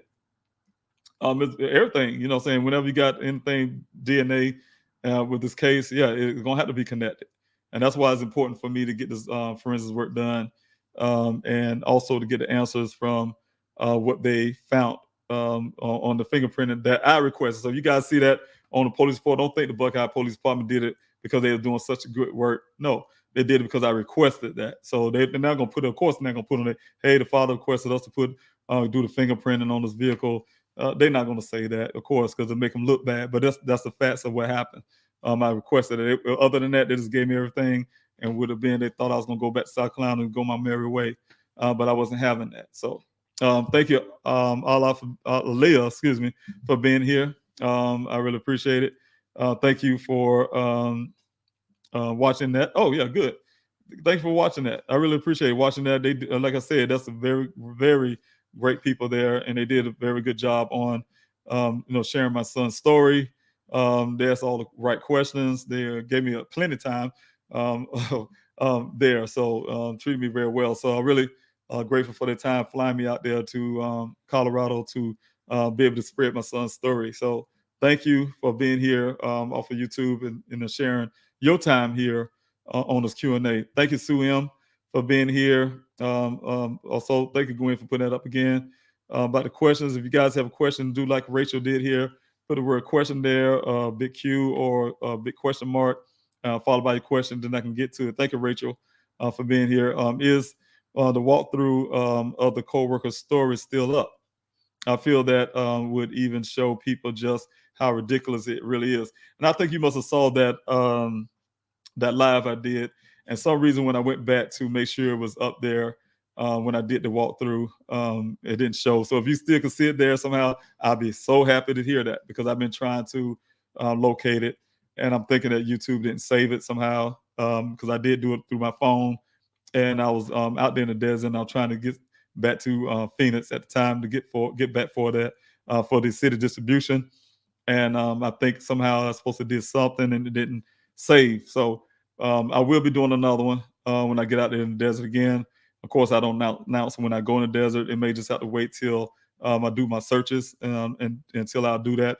But I will do that walkthrough again so you guys can understand. And you saw how ridiculous the story is once you actually look at the story and just do actually walk through according to his testimony in that report. And, to be a police department, you would assume they would have did the same thing. Emily, thank you so much for being here. Also showing up from your Facebook channel, Facebook page. You say you might talk. Thank you so much. And I really thank them for sending you all over to be part of this Q&A and give me some feedback there and sending you all over here. So I'm really grateful for them. Like I said, they're trying everything they can to help me get my son's story out there. And those two, the husband and wife team, have done very, very, very well in getting that story out. So I'm really grateful for them. Thank you also, Carrie, for being here. Sending your love from Vermont. I really appreciate your time. Thank you for being here. You saw the story again today. So I guess you all, I'm going ahead and go watch it again. They did send it to me, and I did watch it before they actually put it up there. So, and I really enjoyed the way they put that together and showed the entire thing and gave me time, like I said, to put my son's stories out there. So I'm really grateful for that. Okay, I think ZZ, thank you for being here. And you guys have a question, put the word question there, followed by your question. But thank you for giving the question here, ZZ. Has EchoSearch supported you? Hope you find Daniel soon. EchoSearch, I did reach out to them several times. Again, yes, I did speak to a Dave Rader. He told me that, my son's case did not fit their profile. Yes, I did reach out to them, but they was unable to help in this situation. So, but in their defense, they did refer me over to a different nonprofit. And I talked to the nonprofit and wasn't able to get them to do anything out there in the desert, but they did, like I said, Echo Search did refer me to someone else. So thank you so much for your question. Again, if you guys can please share, like, and subscribe to the channel, that would help. I see that right now. Ms. Ray and Mr. Ray, they put out my son's story out today and help me. I really appreciate you guys coming in from that channel and supporting because you guys do that. You subscribe and like and subscribe and share. They help me get my son's story out there a lot farther. That's what I'm doing. I've been doing this since day one. Richard, I worked really hard, 3 months straight, really hard, just to get local news coverage for my son's case, and I was able to get it done. Also was able to get national attention for my son's case, and but it's hard work. It's very hard work, and I'm grateful for people like yourselves that actually helped me go get it out there a lot farther. So thanks so much. All right, Chris Donald in the interview room. Yes, I have done that before. Really appreciate that. Oh, you came in from your Facebook, Monica. Thank you so much. Yes, I have been on that show before, if that's a question. Really good guy, Chris Madonna. So I really appreciate him. I hope I can go back on the show once again in the future. All right, I have a question here from Tanya. Okay, here's your question here is, thank you again for putting that question there. I know Daniel was a grown, independent man, but would he have told you if he was having a problem with someone?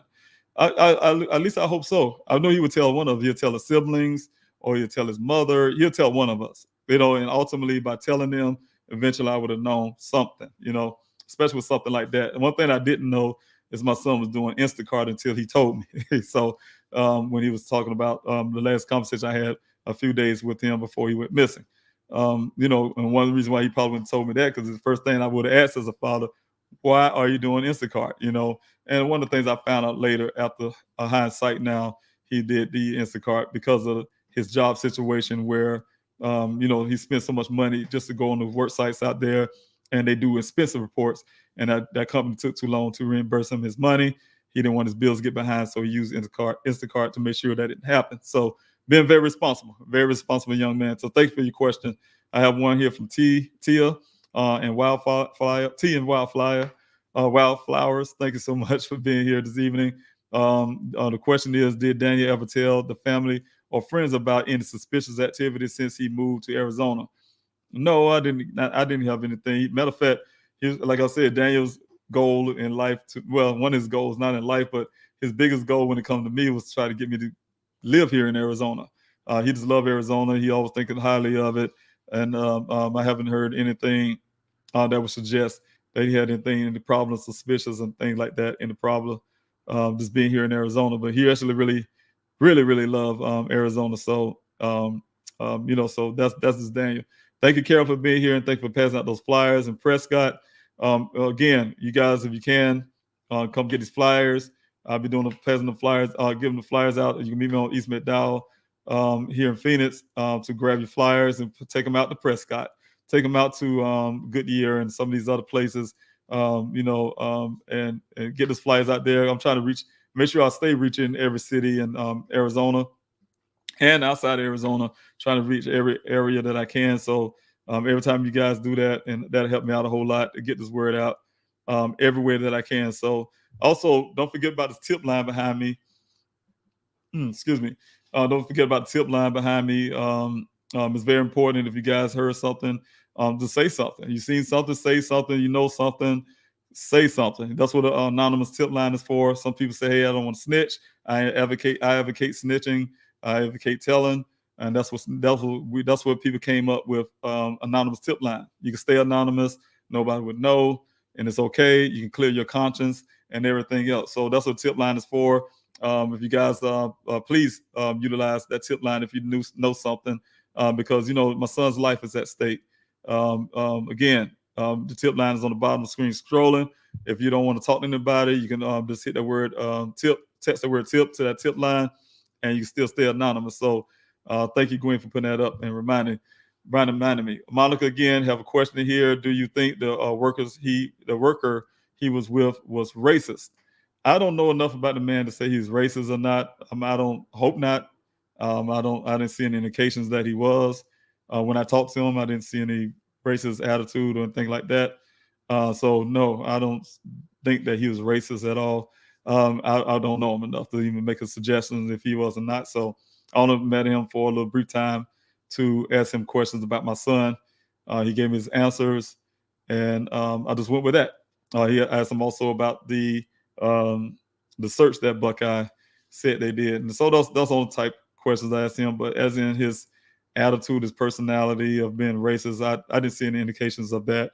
So I don't know. I really wouldn't know that. So thank you so much, Monica, for your question. I do have a question here from D Love. Mr. Robinson, is there any way you can retrieve the live footage, not still short shots from the gas station and Waffle House? Only way I can do that is when I get the Freedom of Information, the FOIA. I'm still waiting on that time to do that. And I will get that from the Buckeye Police Department eventually. And I will get the video from the Buckeye Police for the Waffle House. I don't think they gave me was the pictures of the video of the Waffle House. And then they told me when it came to footage on the gas station, they couldn't get any footage from the gas station. So I don't know if that's something that exists. Some things may be in that report that I didn't read yet. If they do have that, then yeah, they need to cough that up too. So I don't. So as far as I know, they don't even have that. So thanks for your question. Okay, I have one from Carrie. Thank you for coming in from Facebook. Do you think Caitlin might be involved somehow? The young lady that met Daniel before he went missing. Everybody's a suspect to me. I don't care who they are, but I'm not accusing anybody of anything. But everybody's suspecting me. Is a suspect to me. Until my son is found, I would not rule anything out or anybody out. That's the way it is. For me to do so would be one-sided. So I'm not going to be one-sided on my thinking. I'm looking at all possibilities, and wherever the evidence and proof lay, that's where it would lay at. So we'll find out once all those answers come together. So thank you so much for your question. And thank you also for being here off of Facebook. Don't forget, you guys, to put that word question there. Also, fast and the prayer. Again, for those who just coming on or who's staying around, we have the fast and the prayer on the 20th. You guys can join in on that fast and the prayer. I believe in fast and the prayer, so please, by all means, join in on our fast and the prayer. I need some of those answers. I believe in God, and I know that with God, I can get those answers that I'm looking for. I just had to keep trusting Him. He don't allow you to be. He don't put more than you can bear. So I really believe that. The reason why it's taking this long is because it needs to take this long. I'm able to help other families, and my family. I'm standing the gap for my family, so we'll be able to help other families who may be going through. Give them a template of what they can do if something was to happen to their loved one, and you have a loved one missing and things like that. You have to create your own YouTube channel, for instance. You have to do certain things to put things in place. So thank you, Shauna, again, for speaking to everybody in the chats and being a moderator in the chat and helping out. Thank you, Gwen, for being a moderator in the chat and getting all the information out for upcoming events and searches on how you can help. Please help finddaniel.com. Yes, please do that. Go into those. Please help finddaniel.com. You get everything you need. All right, let's see if I got anybody else here, because I may be coming down to the end of this Q&A. I really thank you for spending that time again. I will have a Q&A again on Friday. Like I said, I'm trying to push it just to be Monday, Wednesday, and Friday. And just doing so, give me a little more time and break from this. But at the same time, we have Mr. Short on Fridays to talk about searches and things like that. So he'll be on this Friday. You can come back on Friday morning. The Q&A on Wednesdays, like today, it would be two of them, one in the morning and one afternoon, prime time for people who can't join on the Q&As in the morning. It's too early for some people, just like one lady said. It is very early, 6:30 here in Arizona, 9:30 on the East Coast in the morning. So some people are at work and things like that and just miss it. So, it may be just that way. I do have a question here from Pamela. Has the semi containers out there in the desert been looked inside? It's possible he could have been sheltered and got locked in. Well, there's some containers on some properties that was there, but there was, from what I understand, that area was searched before, but that was on some properties south of where Daniel went missing. So I'm not sure of what containers you're talking about, but I do know some vehicles and trailers, if you want to call it, was down on these properties. But as in semi containers, if you're talking about anything like the containers that trucks pull down the road, I haven't seen any of those out there in the desert. But I know exactly if you're talking about those. But as you say semi, so I'm assuming it means semi truck.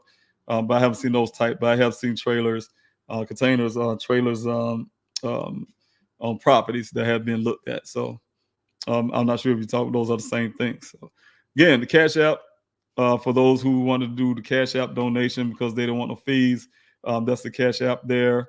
It's $ capital please, capital help, capital fine, capital D Daniel. The first letter is capitalized on each word with the $ in the front of the whole entire thing is right there.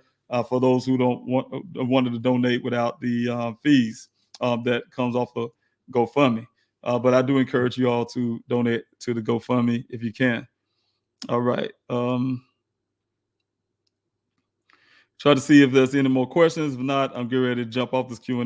And if you guys ever have any more questions, save it for the next Q&A because I definitely need them.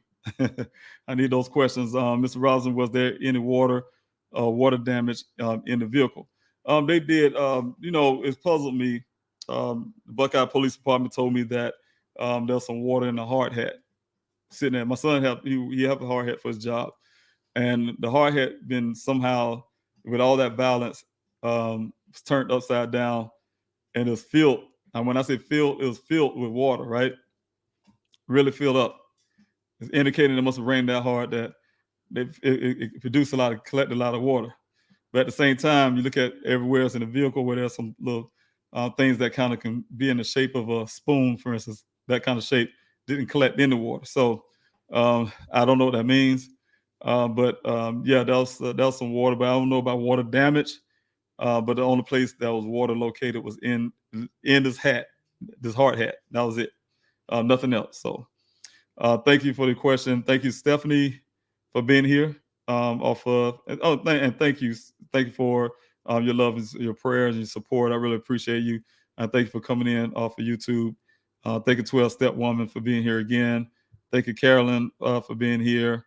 And I think I'm coming down to the end. So thank you all for being here. Again, I'm David Robinson, the father of Geologist Daniel Robinson, who went missing here in Buckeye, Arizona, on June 23rd, doing what he loved. He's a geologist. I'm still looking for my son. I've been working hard. I'm trying to do so. I made his YouTube channel. I've been here since June 26th, fighting for my son, fighting the police department to you name it, fighting the heat of the desert with volunteers, getting these flyers out there, just calling, testing, doing everything I can, trying to be on talk shows to wherever, just trying to bring awareness to my son's case. I'm here tonight. I'm very tired. Don't have much time to do much of anything for myself. But you know what? My son is worth it. That's what dads do. And that's what we do. We love our children. So I just want to mention the 109,105 signatures that I have so far on the petition. If you guys can go on pleasehelpfinddaniel.com and please sign that petition. Those petitions are people. It's not just a petition of the signatures. That signature represent each person who signed them. And if you have multiple, of course, you have multiple email addresses, you can sign it multiple times. But each of those signatures represent a person, and it represents a voice. So you guys have it out there, put your voice out there, sign a petition. I really need it. So once I get this forensic work done and go to Attorney General office and some of these other FBI, I have people backing me. So I really appreciate it if you do. Thank you also, Hope, for being here and listening from the Mile High podcast. I really was grateful to be on their show. I really love them for their hard work and what they did for me and my family. So I'm grateful for them out there putting the story. So thank you, D-Love, also for being here. And thank you, Monica, for being here again. Thank you, of course, again, Stephanie, for being here. And thank you, Celsi. Thank you for being here. Thank you for your prayers. I really appreciate that. And if you can, you guys, please hit a like, share, and subscribe button. Also, go to pleasehelpfinddaniel.com. You can find more information on upcoming searches. You can sign up as a volunteer. There's other ways you can help. You can make the flyers and request the flyers and things like that. So thank you so much. The question was, have you talked to Chris and in the Innovate Room again?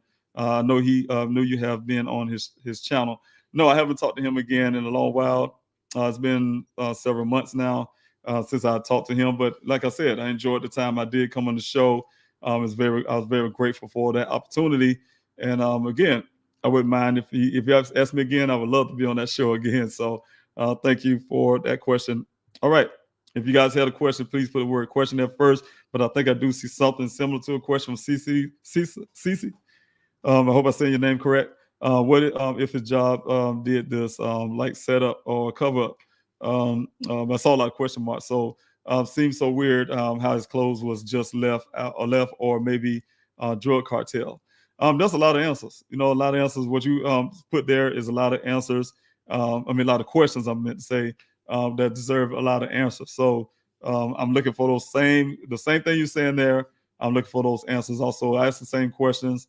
Like I said before, there's nobody to me that's not a suspect, of course, until I have to do a little bit of difference. I have to look at it that way and don't rule out nothing, any possibility. So I look into all of that.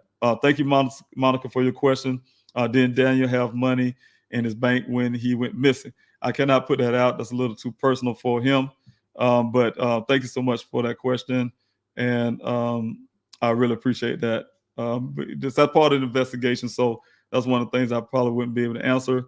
But thank you so much for that. And thank you so much for being on Facebook. All right. Okay. Thank you also, Barry. Again, 948 YouTube subscribe. Thank you so much. Thank you guys for doing that. Subscribing, sharing to the channel. I was just early today. I think I was down at 600 some subscribers. So you guys almost get me to that 1,000 mark of subscriber. That will bring up some little extra perks that comes along with the YouTube channel. I really appreciate that. That will actually help the channel grow and get my son's story. Get my story. It's hard work, but you got to keep doing it. I really think, like I said, everybody who's helping, from Gizla K to Krista Ray, to everybody who's did their part. The Qs, Q Carlock and John Q, some of the other ones, T. Phil and just everybody who's out there to help every way they can over your channel and things like that, get the word out. And I really appreciate it for your help for that. Thank you, LL, for a question. What is Daniel's company name? And the company name is Matrix New World Southwest Groundwater and Developer. And then that other company, if that's what you're talking about, the guy that was at the well, the worker, is called Weber. So some of those things you can find out there in the report. LL, thank you again. Dan's company name, CEO, and budget of proposed development. Well, I'm not going to put his company's CEO name out there, but I can say, the proposed development is coming from the Howard Hughes Foundation. Or I think it's called a foundation, with the Howard Hughes building, what they call is a smart city out there. So, of course, they're spending millions of dollars on this project to get that development going. That's the reason why they putting, matter of fact, they already drilled another 2 wells out there since this year started. They're supposed to have broke ground this year. So there's a lot of work being done out there as we speak. So thank you guys for coming in again. I'm trying to push it down to the end. I think I have a question. It's already been, I'm going to get ready to go on 2 hours. David, do you have Daniel's work computer? Data? I have a lot of stuff from Daniel. So I'm still working on those things and get those things forensically checked out. So there's a lot of things I have of Daniel's out of that vehicle. Things that I believe the Buckeye Police Department should have picked up, from day one. Those things they should have kept. So thank you so much for that question. Gwen, thank you so much for being here. Please share Daniel's story on the Robinson family. Thank you all, and we do. I really appreciate that for you putting that out. Oh, thank you, New. And thank you for helping with your channel also and everything you do. Thank you for working as a moderator in the background and your passion to my son's case. And thank you for putting that information out there. If you guys want to talk to me direct, please hit the public number there, 200-7994. That's 803-200-7994. Yeah, you can contact me with that number.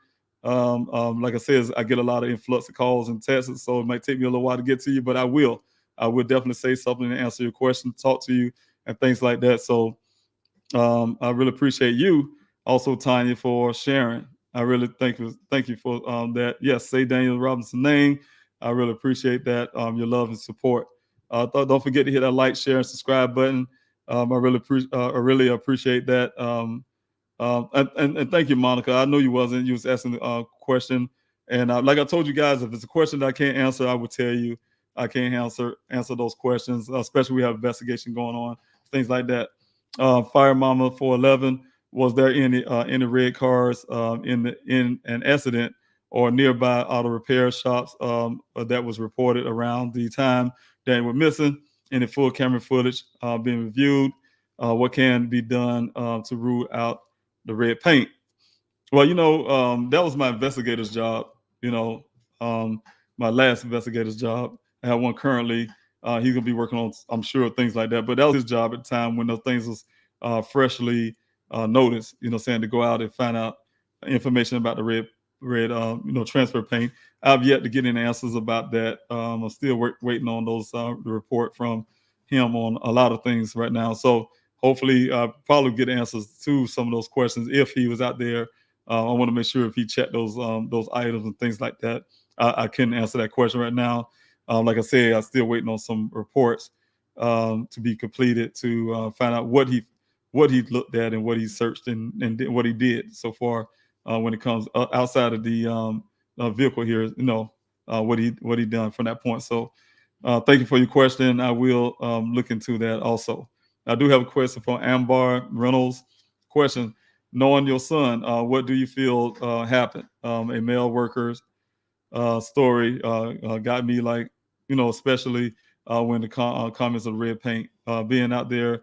Do you think wild animal or foul play? I think foul play all day. As in for the guy at the well, the worker there, his story is highly suspect to me. I feel like, I'm not saying suspect as in I'm accusing him of anything, but I can tell you his story don't make sense. It don't have it's not valid to me.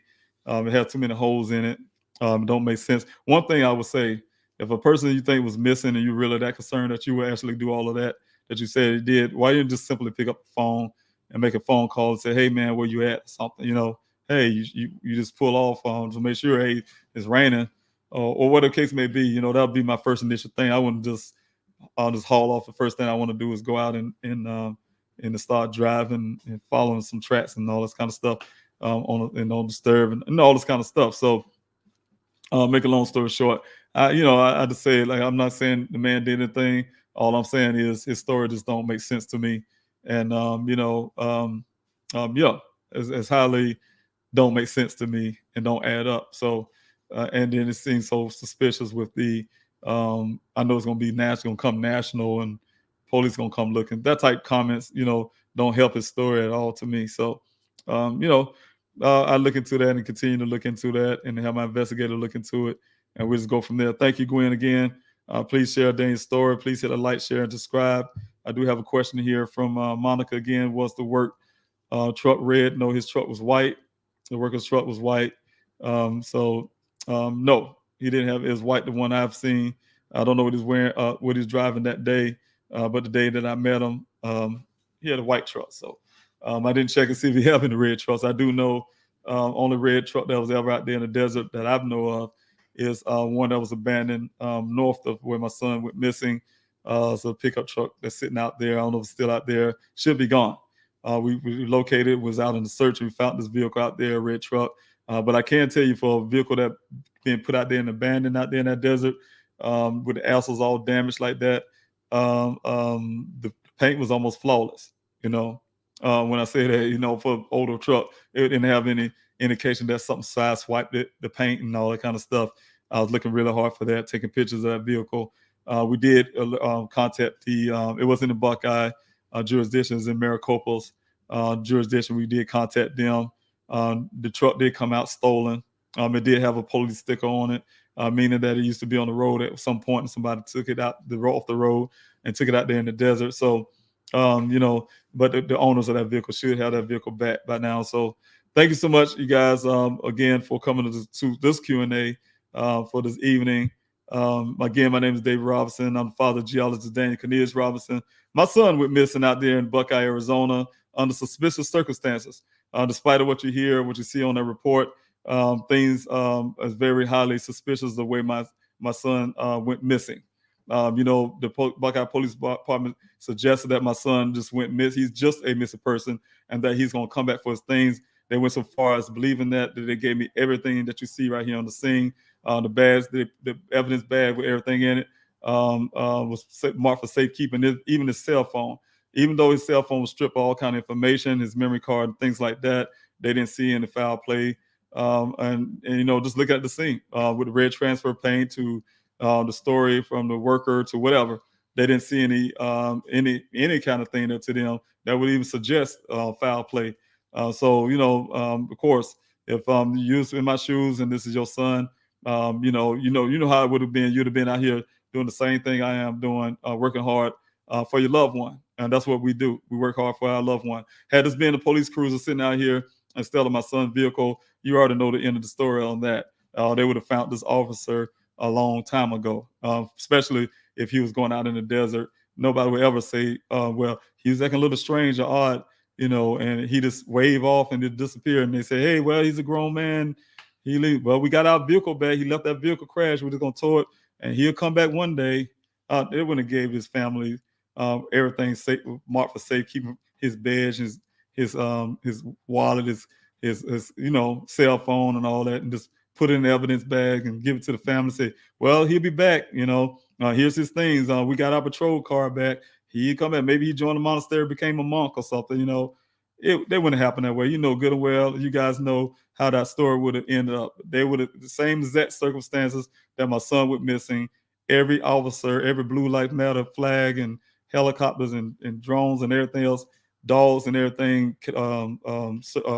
police dogs or whatever you call them, everything would have been out there in that desert searching for them. And they would have spent millions of dollars on this one officer who was missing out there in the desert in the same likeness that my son went missing.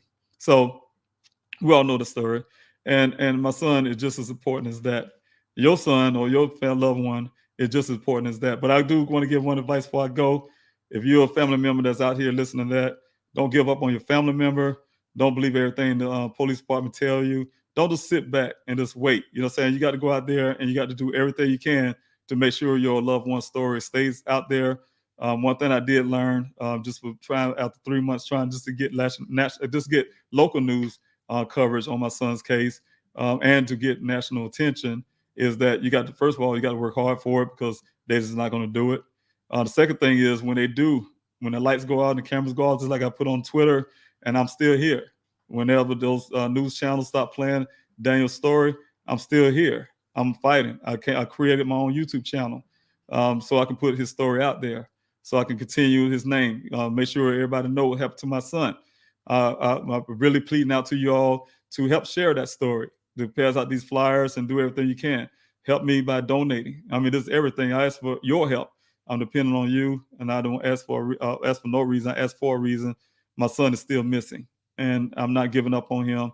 And I hope you help me not give up on him. And I'm praying for every family that's going through the same thing I'm going through, me and my family.